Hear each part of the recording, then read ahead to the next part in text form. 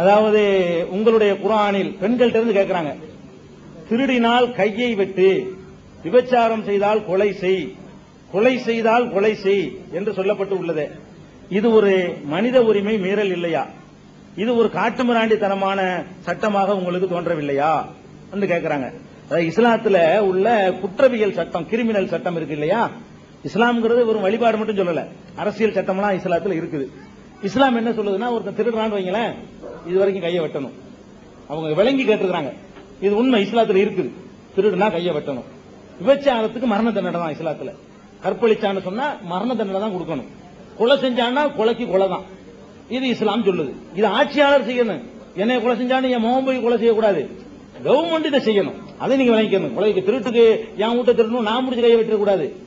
அரசாங்கம் அதுக்கு என்ன தண்டனை வழங்கணும் வரும்பொழுது திருடனால் கையை வெட்டணும் இப்படின்னு சில கடுமையான சட்டங்களை போட்டிருக்கு. இது மனித உரிமை மீறல்ங்கிறாங்க.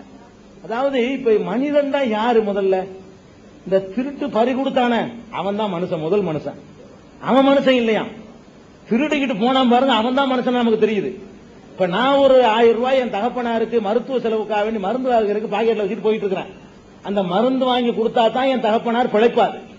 அடிச்சுட்டு போயிட்டான் ஒருத்தன், மருந்து வாங்க முடியல, என் தகப்பனார் செத்து போயிட்டாரு. நான் மனுஷனா இல்லையா? இப்ப இவன் என் கையில அவன் கிடைச்சா நான் என்ன பண்ணுவேன்? அவ்வளவு வேணாப்பா கையை வெட்டுங்க இஸ்லாம். பாதிக்கப்பட்ட நிலையில இருந்து நம்ம பாக்குறது இல்ல. எவனோ திருடு கொடுத்தான்னு நம்ம வெளியே உட்கார்ந்து பேசிட்டு இருக்கிறோம். நாம திருடு கொடுத்தால் என்ன நிலையில இருப்போம்? இந்த கேள்வி கேட்ட அந்த சகோதரிகிட்ட இருந்து காலத்திலும் செயின் அடிச்சுட்டு போயிட்டான். நீங்க என்னங்க பண்ணுவீங்கன்னு அவங்கள்ட்ட கேளுங்க. கொண்டு விடுவேன் சொல்லுவீங்களா இல்லையா? அப்ப கொண்டு விடுவாங்கிறீங்கல்ல. அதான் இஸ்லாம் எதை பார்க்க தெரியுமா? தண்டனை கொடுக்கறதா இருந்தா எவன் பாதிப்புக்குள்ளா இருக்கிறானோ அவனுடைய உணர்ச்சியை தான் பார்க்கணும். வெளியே இருந்து பாக்குறவனுக்கு கையை வெட்டுறான்னு உங்களுக்கு தெரியும். கையை வெட்டுறான யார் கையை வெட்டுறான்? அவன் நிலைமை, அவன் மனுஷன் இல்லையா? அப்ப இவனுடைய கையை வெட்டுறதுனால என்ன ஏற்படுது நன்மை நீங்க சிந்திக்கணும். தினம் 1000 பேருக்கெல்லாம் கை வெட்டுற நிலைமை வராதுங்க. நீங்க நினைக்கிறீங்க எப்படி வெட்டிக்கிட்டு இருந்தா எத்தனை பேர் கை இருக்கும்? ஒருத்தனுக்கு வெட்டி டிவியில காட்டினா அடுத்தவன் திருட மாட்டான்.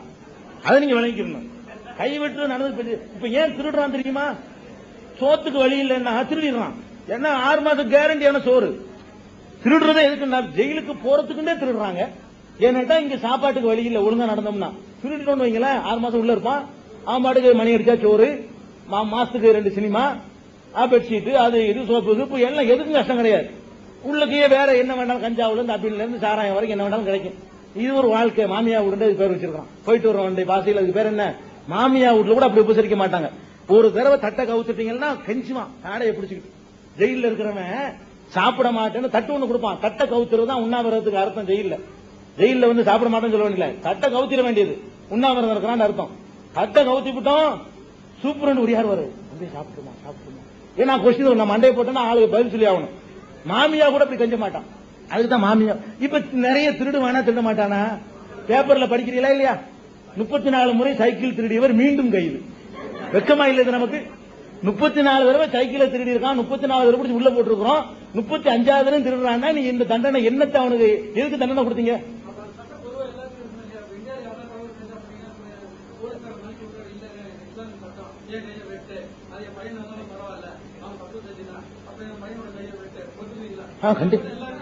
எல்லாத்துக்கும் ஆட்சியாளர் செய்யணத நம்ம சொல்லத்தான் செய்யறோம். வற்புறுத்துறமே கையை வெட்டுங்க. போலீஸுக்கு அந்த அதிகாரம் இல்ல. போலீஸ் நம்ம சொல்ல முடியாது. நீதிமன்றங்கள் தான் தீர்ப்பளிக்கணும். நீதிமன்றங்கள் அது இஸ்லாம் சட்டம் சொல்றீங்களா இல்ல நாட்டுல போற சட்டம்? இது அதான் தெளிவு. குற்றத்தை குறைப்பதற்கு இஸ்லாம் எல்லாத்துக்கும் சொல்லக்கூடிய சட்டம்.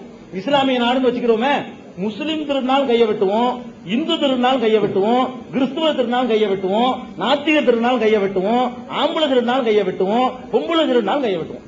இது எல்லாம் இஸ்லாம் முஸ்லிம்களுக்குள்ள சட்டம் கிடையாது. இதை செய்வது குற்றங்களை குறைக்கும். அது பகிரங்கமா செய்யுங்க இஸ்லாம் சொல்லுது. இது காட்டு மிராண்டித்தனம் இல்ல. விபச்சாரம் இன்னைக்கு சொன்னாங்க, காட்டு மிராண்டித்தனம் விபச்சாரத்துக்கு மரண தண்டனை. இன்னைக்கு அதுதான் பார்லிமெண்ட்ல பெண்கள் இன்னைக்கு பேசுறாங்க. இன்னைக்கு தன்னால பேசுற நிலைமை வந்தாச்சு. அந்த பெண்ணிட்ட கேட்கணுங்க, நீங்க வெளியே உட்காந்து இதுக்கு போய் மரண தண்டனையா? அவள்கிட்ட போய் கேளுங்க. அவளை கற்பழிச்சு அவளை அந்த பாடுபடுத்தினான அந்த ஒழுக்கமுள்ள பெண்ணிட்ட கேளுங்க, அவனை என்ன பண்ணணும்னு கேளுங்க. அப்ப இதே மாதிரி நம்ம தங்கச்சிக்கு அக்காவுக்கு ஏற்பட்டா என்னன்னு யோசிச்சு சிந்திங்க. நம்ம மனைவிக்கு இந்த நிலைமை ஏற்பட்டா என்னன்னு சிந்திங்க. தனக்கு ஏற்பட்டா என்னன்னு ஒவ்வொரு பெண்ணு சிந்திங்க. நீங்க என்ன செய்யணும்னு நினைக்கிறீங்களோ அதான் செய்வீங்க. நீங்க அதாவது தன்னுடைய குடும்பத்தில் அப்படி நடக்காத வெளியே இருந்துகிட்டு கொடுமைமா, என் குடும்பத்தில் இருந்தா நான் என்ன பண்ணுவேன்? அந்த உணர்ச்சிக்கு இடம் கொடுக்காட்டி நான் வன்முறையில் இறங்குவேன். நான் என்னைய சொல்லல, நீங்க பாகிஸ்தானை விட்டுங்க.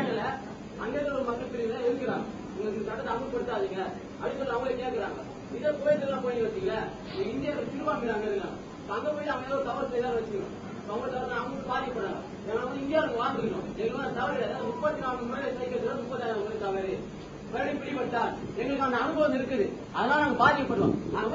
வேலை தேடி போற வச்சுக்கலாம், ஒருமுறை நாங்க போய் தவறு செய்யறோம், உடனே கையை வெட்டிடுறோம். அப்ப அங்க மனிதாபிமானம் என்ன ஆயிடுச்சு? இதே ஆப்கானிஸ்தான்ல போய் வச்சுக்கல, உங்களுடைய பெண்ணுங்களுக்கு பர்தா அணிந்து கொண்டு தான் வெளியே செல்ல வேண்டும் என்று ஒரு சட்டம் இருக்கு. ரெண்டாவது இது ஒட்டி மட்டும் கேளுங்க. அதாவது ஒரு டாபிக், அதாவது இந்த தண்டனைகள்னால் வந்து மனித உரிமை மீறப்படுதுங்கிறாங்க, அதை பற்றி மட்டும் கேளுங்க. பாகிஸ்தான்ல கேட்கலாம், சரி. ஒண்ணு ரெண்டாவது குவைத்துல ஒண்ணு வேற. ரெண்டாவது உங்க அதாவது முஸ்லிம் கண்ட்ரி மொத்தம் 28-32 கிட்ட இருக்கு, சரியா கணக்கு தெரியல, மன்னிச்சுக்கோங்க. 55 முஸ்லீம் நாடு இருக்கு, சரி. ஆனா அந்த கண்ட்ரில ஒருத்தர் ஹெல்ப் பண்ணிக்கிறாங்க உண்மையிலேயே. அதாவது பாகிஸ்தான் இப்ப அணுகுண்டு தயாரிச்சது, அதை ஈரானுக்கு சப்ளை பண்ணிருது. அது வந்து அமெரிக்கா கண்டுபிடிச்சு சொல்ல உண்மை. ஆப்கானிஸ்தானுக்கும் அது உதவி பண்ணி தீவிரவாத வழக்க, இந்தியாவிலும் தீவிரவாத வழக்க உதவி பண்ணுது. இப்ப இந்தியாவில காஷ்மீர் இருக்குது, காஷ்மீர்ல வந்து இருக்கிறவங்க முஸ்லிம்ஸ் அதிகமாக இருந்தாலும் இந்துக்கள் இருக்கிறாங்க. அந்த முஸ்லிம்ஸ் இந்தியா சுதந்திரம் அடையும் போது நாங்க இந்தியா சைடு வந்து சேர்ந்துக்கிறோம் அப்படின்னு சொல்லிட்டு உறுதிமொழி கொடுத்தவங்க. அப்ப உறுதிமொழி தான் கொடுத்தாங்க, பத்திரம் எழுதல, அதை நாங்க ஒத்துக்கிறோம். ஆனா அவங்க உறுதிமொழி நீங்க மதிக்கல, இப்ப அங்க தாக்குதல் நடத்துறீங்க. அங்க மக்கள் சாவிட்டா அங்க மனிதாபிமானம் சாவலையா? அப்ப அங்க நீங்க தாக்குறீங்களா? அப்ப உங்க இஸ்லாம் சட்டம் உங்களுக்கு இது பண்ணலையா? அவங்களே நீங்க ஆதரவு கொடுக்குறீங்க. இப்ப பாகிஸ்தான் நீங்க ஆதரவு கொடுக்குது, ஐஎஸ்ஐ அங்க ஆதரவு கொடுக்குது. இப்ப கோயம்புத்தூர்ல குண்டு வச்சுது, கோயம்புத்தூர்ல குண்டு வச்சு நீங்க பெருசா பேசுறீங்க. இப்ப அதுல கைது செய்யப்பட்டு இருக்கிற பாபா மதானி இவங்களுக்கு நீங்க கையை வெட்டுறீங்களா? இல்ல கையை வெட்டினா நீங்க ஒத்துப்பீங்க, அவங்க ஆதரவாளர் ஒத்துப்பாங்களா? இதுக்கு நீங்க பதில் சொல்லணும். அதாவது இஸ்லாமிய சட்டத்தினுடைய உயிரோட்டத்தை புரிந்து கொள்ளாதனால இந்த கேள்விகள் கேட்கப்படுது. நபிகள் நாயகம் ஸல்லல்லாஹு அலைஹி வஸல்லம் காலத்துல ஒரு உயர்ந்த குலத்து பெண்மணி திருடிடுறாங்க. உடனே கையை வெட்டுமாறு நபிகள் நாயகம் ஆணை போட்டுறாங்க. அவங்க தான் ஆட்சித் தலைவர், கவர்மெண்ட் நடத்திக்கிட்டு இருந்தாங்க. நபிகள் நாயகம் வெறும் மத தலைவர் மட்டும் இல்ல, அவங்க தான் ஜட்ஜ்மெண்ட் பண்ணணும், கையை வெட்ட சொல்லிட்டாங்க. உயர்ந்த குலம்ங்கிறதுனால நிறைய பேர் சிபாரிசுக்கு வர்றாங்க. உயர்ந்த குலம் நீங்க முதல்ல அப்பதான் அமலாகுது. அப்ப நபிகள் நாயகம் என்ன சொன்னாங்க தெரியுமா? என்னுடைய அந்த பெண்ணுடைய பேர் பாத்திமா, திருட்டின பெண்ணுடைய பேர். நபிகள் நாயகத்தினுடைய மகளுக்கு பேர் பாத்திமா தான். அப்ப சொல்றாங்க, என்னுடைய மகள் பாத்திமா திருடினாலும் அவளது கையை நான் வெட்டுவேன். இதுதான் இஸ்லாம், நல்லா விளங்கிடணும். முஸ்லீமும் செஞ்சவன அவனை விட்டுருங்கிற அல்ல. நபிகள் என்ன சொல்றாங்கன்னா, உயர் குலத்து பெண்ணுக்காக பரிந்து பேச வர்றாங்க. இதற்கு முந்தி உள்ள சமுதாயம் நாசமாக போனது காரணம் என்ன தெரியுமா? தன் இனத்தவர்கள் தவறு செய்யும் பொழுது அவர்களை மன்னித்து விடுவதும், மற்றவர்கள் தவறு செய்யும் பொழுது அவர்களுக்கு மாத்திரம் தண்டனை கொடுப்பதும் தான் முந்தைய சமுதாயங்கள் நாசமா போனதுக்கு காரணம். என் மகளே திருடினாலும் நான் கையை வெட்டுவேன், சட்டத்துக்கு முன்னாடி எல்லாரும் சமம், இப்படி சொன்னது நபிகள் நாயகம். அதைத்தான் நம்ம பார்க்கணுமே தவிர, சில முஸ்லீம் பெயர் தாங்கி சில பேர் செய்யறதெல்லாம் ஒரு ஆதாரமா காட்டக்கூடாது. பாகிஸ்தான் இஸ்லாமிய அத்தாரிட்டியான நாடா? இஸ்லாமிய ஆட்சின்னு சொல்லி நவாஸ் ஷெரீப் சொல்றாருன்னா அவரு ஒரு அரசியல் நிர்பந்தத்துக்காக அந்த டிராமாவை போடுறாரு. இஸ்லாமிய ஆட்சி அவருடைய அந்த ஆடம்பரம் அது இஸ்லாத்துல உண்டா? இஸ்லாமிய ஆட்சின்னு சொன்னாலே அவர் பங்களாங்களாம் வெளியே வந்துடணும். மக்கள் வரி பணத்துல சோத்துக்கு மட்டும் தான் காசு எடுத்துக்கலாம், சாப்பாட்டுக்கு மட்டும், வேற சேவைகள் எடுக்க முடியாது. 1000 ரூபாய் ஒரு கவர்மெண்ட்ல வாங்கிக்கலாம், அவ்வளவுதான். இப்படி இருப்பார் அவரு. முன்னும் 1000 கார் புடைசூழ அவர் போறது இஸ்லாமிய ஆட்சியா? அவன் தன்னுடைய லாபத்துக்கு இஸ்லாத்தை பயன்படுத்துவான். அந்த ஏவுகணை அமெரிக்கா போட்ட உடனே பாகிஸ்தானுக்குள்ளேயும் ஒரு ஏவுகணை விழுது. ஏவுகணை விழுந்தவன என்னடா நம்ம நாட்டுக்குள்ள அமெரிக்கா போட்டானு மக்கள் எல்லாம் கொந்தளிச்சு போய் திரள்றாங்க. அவங்களை இப்ப ஆஃப் பண்றாங்க, மதத்தை சொல்லி ஆஃப் பண்ணிடுவோம். அவனுங்களுக்கு இஸ்லாத்துல நம்பிக்கை இல்லாதனால விளங்கிக்கணும். பாகிஸ்தான் இஸ்லாமியர்கள் ஆளலாம், முஸ்லீம் ஆளலாம், இஸ்லாத்துக்கு அதுக்கு பாகிஸ்தானுக்கு சம்பந்தம் கிடையாது. இஸ்லாமிய ஆட்சி அங்க நடக்கல. இப்ப சொல்றதும் நடத்துறதுக்கு இல்ல, நல்லா விளங்கிக்கணும். இப்ப சொல்றதும் இஸ்லாமிய ஆட்சி நடத்துறதுக்கு இல்ல, அதை நல்லா விளங்கிக்கணும். பாகிஸ்தான் ஒண்ணு. ரெண்டாவது, ஆப்கானிஸ்தான் காஷ்மீர் விஷயத்தை வேற சொன்னாரு, டாபிக் சம்பந்தம் இல்லாம சொல்லிட்டாரு. காஷ்மீர் விஷயத்தை பற்றி சகோதரர் அறவே படிக்கல, பேப்பர்களை படிச்சிருக்காரு. தவிர காஷ்மீருடைய வரலாறு என்னன்னு தெரிஞ்சிருந்தா இந்த கேள்விக்கு இடம் கிடையாது. காஷ்மீர்ல அங்க உள்ள மக்கள் போராடுறாங்கிற அளவுக்கு தெரியும், வாஸ்தவம் தான். அங்க நடக்கிற மனித உரிமை மீறல், அதெல்லாம் மனித உரிமை கமிஷன் ரொம்ப கண்டிக்குது. கற்பழிக்கப்படுற எண்ணிக்கை, புடிச்சு அப்பாவி எல்லாம் முடி சுட்டு புட்டு தீவிரவாதின்னு சொல்றதெல்லாம் அதெல்லாம் நான் விட்டுருவோம். காஷ்மீர் விவகாரம் என்ன அடிப்படை, என்னது, எப்படி அந்த காஷ்மீர் இங்கேயா அங்கேயாங்கிற விவகாரம் வந்துச்சு, இதை நான் சொல்ல வேணாம். ஜூனியர் விகடன்ல இருந்து இப்போ இன்னொரு பேப்பர் நடத்தினாங்க. என்ன பேப்பர் மாதிரி? போஸ்ட், ஜூனியர் போஸ்ட் ஒரு பத்திரிகை முன்னாடி நடத்திட்டு இருந்தாங்க. இந்த A4 டபுள் சைஸ்ல ஒரு பத்திரிகை. அதுல இந்த காஷ்மீர் விவகாரம் ஜவஹர்னு சொல்லி, நான் வேற எங்க இருந்து உங்களுக்கு எடுத்து சொல்லல, நான் வேற புக்ல இருந்து சொல்லலாம், கிட்டத்தட்ட உள்ள சொன்னா உங்களுக்கு நல்லா ஞாபகத்தில் இருக்கும். அவர் காஷ்மீர் பிரச்சனை என்ன அவர் எழுதுறாரு. என்ன எழுதுறாரு? இந்த விவகாரம் நானா கூட சொல்லிடலாம், நானா சொன்னா நான் அப்படி சொல்ல நீங்க நினைக்க கூடாதுல, அதுக்காகத்தான் மற்றவங்க சொல்றதுல இருந்து நான் எடுத்து காட்ட வேண்டியிருக்கு, வேற ஒண்ணு இல்ல. காஷ்மீர் பிரச்சனை என்ன எழுதுறாரு? அதாவது இந்தியாவில் முஸ்லீம்கள் நிலைன்னு ஒரு புத்தகம் கூட போட்டிருக்கிறோம். அந்த புத்தகத்துல கூட நீங்க அந்த காஷ்மீர் ஒப்பந்தம் என்னங்கிறத குறிப்பிட்டிருக்கிறோம். இந்தியா சுதந்திரம் அடையும் போது இந்தியா இங்க வந்துருச்சு, பாகிஸ்தானுக்கு சுதந்திரம் கொடுத்துட்டான்.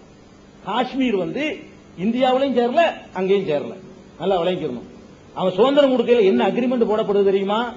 காஷ்மீர் மக்கள் விரும்புற வரைக்கும், விரும்பினால் அவங்களே தனியாக இருந்து கொள்ளலாம், விரும்பினால் அவர்கள் அங்கே சேர்ந்து கொள்ளலாம், விரும்பினால் இங்கே சேர்ந்து கொள்ளலாம் சொல்லித்தான் அந்த காஷ்மீரை விட்டு வைக்கிறாங்க. நல்லா விளங்கிக்கணும். சுதந்திரம் அடையும் போது வரலாறு நீங்க முரட்டி பார்க்கணும். அப்ப பாகிஸ்தான்காரனுக்கும் அதுல ஒரு கண்ணு, இந்தியாவுக்கும் செழிப்பானது ஒரு கண்ணு. அவன் என்ன நினைக்கிறான்? அந்த காஷ்மீர் மக்களுக்கு எதிராக தட்டி பறிக்க அவன் நினைக்கிறான். இந்தியா என்ன நினைக்குதுன்னா அதே மாதிரி தட்டி பறிக்க நினைக்கிறது. ரெண்டு பேரும் தப்பு பண்றாங்க. அதுல காஷ்மீர் மக்களை தனி அரசாங்கமா இருக்குது, தனி நாடு, இந்தியாவில் சேராம தான் இருக்குது. அப்போ ஒரு இந்த யார் கரண் சிங், கரண் சிங் தானே, கரண் சிங் தகப்பனார் பேரு, அவர் யாருமா காஷ்மீர் அப்போதைக்கு பிரதமரா இருந்தவர்? கரண் சிங் தகப்பனார், அவர் பேரு ஹரிசிங், ராஜா ஹரிசிங் தான் அப்போதைக்கு பிரதமரா இருக்காரு. தனி நாடு, நல்லா விளங்கிக்கணும். அதாவது அந்த மக்களுடைய மனநிலையை புரிஞ்சுக்கிறதுக்கு இது ஒரு உதாரணம் வச்சுக்கலாம். முஸ்லீம்கள் பெரும்பான்மையாக இருக்கக்கூடிய அந்த மாநிலத்தில் சிறுபான்மையாக இருக்கக்கூடிய ஹரிசிங் ராஜாவா இருக்காரு. அப்படி பரந்த மனப்பான்புள்ள மக்கள் அவங்க. அன்றைக்குள்ள சூழ்நிலையில 90% முஸ்லீம்கள் வாழக்கூடிய பகுதிக்கு ராஜா யாருன்னு சொன்னா ஹரிசிங். ஹரிசிங் ராஜாவுடைய ஆட்சி தான் அங்க நடந்துகிட்டு இருக்குது. அப்ப பாகிஸ்தான் ஊடுருவது, இவனு ஊடுறான், இந்தியாட்ட உதவி கேட்டு வர்றாரு ஹரிசிங், நீங்க தான் எப்படியாவது காப்பாற்றணும். அப்போ ஒரு அக்ரிமெண்ட் போட்டு தான் அந்த ஐநாவுக்கு முன்னாடி ஒரு அரசியல் ஒப்பந்தம் செய்யப்படுது. என்ன ஒப்பந்தம் தெரியுமா? அதாவது காஷ்மீர் மக்கள்கிட்ட வாக்கெடுப்பு நடத்துவது. இந்தியாவும் கையெழுத்திட்டு வளைக்கணும். அவர்கள் தனித்து இயங்க விரும்பினால் தனித்து இயங்க விட்டு விடுவது, பாகிஸ்தானில் சேர விரும்பினால் அதில் சேர்ந்து விடுவது, இந்தியாவில் சேர விரும்பினால் சேர்ந்து கொள்வதுன்னு பாகிஸ்தான், காஷ்மீர், இந்தியா, ஐநா சபை கையெழுத்து ஒப்பந்தம் ஆகிருக்குது. இதை செஞ்சிருந்தா விவகாரமே இல்லை. இதை செஞ்சு இருந்தா என்னத்துக்கு விவகாரம்? கோடிக்கணக்கான ரூபாய் அன்னைக்கே செஞ்சிருந்தா இந்தியாவில் சேர்ந்திருப்பாங்க. பாகிஸ்தானுக்கு எதிராக தான் இங்க உதவியே கேட்டான். பாகிஸ்தான் ஆதரவு மனப்பான்மை அன்னைக்கு அவனுக்கு இல்ல. அப்ப அக்ரிமெண்ட் எல்லாரும் இருந்தான். பாகிஸ்தானும் மீது அபகரிக்க பாக்குறான், இவனும் அப்படித்தான் நினைக்கிறான். அப்ப இது நானா சொல்லல, கவர்மெண்ட் ஐநாவுக்கு முன்னாடி செய்த அக்ரிமெண்ட் என்னன்னு தெரியாம இருக்கும்போது ஒப்பந்தத்தை மீறும் போது கிளர்ச்சி வருமா? யாரு மீறினாலும். இப்ப அவன் பக்கம் ஒரு காஷ்மீர் இருக்க, அவனுக்கு பாகிஸ்தானுக்கு எதிராக தான் விளைஞ்சிட்டு அதை விளைஞ்சிருங்க. காஷ்மீர் மக்களுக்கு எல்லாம் ஒரே உணர்வு தான், தனிச்சிருக்குன்னு தான் நினைக்கிறான். இந்தியாவில் சேரும் நினைச்சு சேர்ந்து போறான். என் ஓட்டருக்கு ஒப்பந்த பிரகாரம் செஞ்சுட்டா எதுக்கு இவ்வளவு கோடிக்கணக்கான ரூபாய் சலுகை? அதுக்கு தான் நிறைய சலுகைலாம் அறிவிச்சாங்க. அவன் இங்கே சேரணுங்கிறது ஆசை காட்டுறதுக்காகத்தான் காஷ்மீர்ல உள்ளவன் இந்தியா புறம் சொத்து வாங்கலாம். இந்தியாவில் உள்ள யாரும் காஷ்மீர்ல சொத்து வாங்க முடியாது. காஷ்மீர்ல உள்ளவனுக்கு பிரதமர் தான் சொல்லணும். சட்டப்படிங்க முன்னாடிலாம் காஷ்மீர் ஒரு மாநிலமா இருந்தா கூட இப்படி எல்லாம் நிறைய சலுகை கொடுத்தாங்க காஷ்மீர் மக்களுக்கு. அவங்க இங்கிட்டு இந்த பக்கம் மனசு சாயணுங்கிறதுக்காக வேண்டி. அப்ப அந்த ஒப்பந்தத்தை செயல்படுத்தாத வரலாறு நம்ம மறந்துவிட்டு என்ன நடந்துச்சுன்னு வரலாம, இதை நம்ம பேசக்கூடாது. நீங்க காஷ்மீர்ல ஐநாவுக்கு முன்னாடி இருந்த ஒப்பந்தம் என்னங்கிறத இந்தியாவில் முஸ்லீம்கள் புத்தகம் இருக்கு, நீங்க தொடர்பு பண்ணா நான் ஃப்ரீயா உங்களுக்கு தர்றேன். அந்த ஒப்பந்தத்தை அப்படியே மொழிபெயர்த்து போட்டுருக்கோம். ஐநாவுக்கு முன்னாடி நடந்த அரசு ரெக்கார்டு, இது ஒளிமறைவானது இல்ல. இது நமக்கு தேவையில்லாத விஷயம். இவங்களை பத்தி இருந்தாங்க. இன்னொன்னு நல்லா தெரிஞ்சுக்கிறங்க, ஆப்கானிஸ்தான் காரணம், ஈரான் காரணம், பாகிஸ்தான் காரணம் இஸ்லாத்துக்கு அத்தாரிட்டி கிடையாதுங்க. அவன் இஸ்லாத்தை பேணி இருந்தா நீங்க விவகாரமே கிடையாதுங்க. இஸ்லாம்ங்கிறது குர்ஆன், அது நல்லா விளங்கிக்கணும். இஸ்லாம்ங்கிறது நபிகள் நாயகம் சொன்னது. அதை எல்லாத்தையும் மீறி நடக்கிற மாதிரி முஸ்லீம்களை மீறி நடக்கலாம். சித்தாந்தத்தை பத்தி மட்டும் தான் நம்ம என்ன செய்யறோம், ஆய்வு பண்ணிக்கிட்டு இருக்கோம். அதை விளங்கிக்கிறோன்னு மனித உரிமை விஷயத்தை அவ்வளவுதான். மனித உரிமை குற்றங்களுக்கு கடும் தண்டனை கொடுத்தால்தான் குற்றம் குறையும். உலகத்திலே குற்றம் குறைவா இருக்கக்கூடிய அதான் டாபிக். சவுதி அரேபியா தான், அவன் முழு இஸ்லாத்தை கடைபிடிக்கல. இந்த குற்றங்களுக்கு தண்டனை கொடுக்கறதுல இஸ்லாத்தை கடைபிடிக்கிறான், மற்ற எல்லாத்திலும் இஸ்லாத்தை கடைபிடிக்கல. தங்க கார்ல போறான், அது இஸ்லாத்துக்கு உடன்பாடு இல்ல.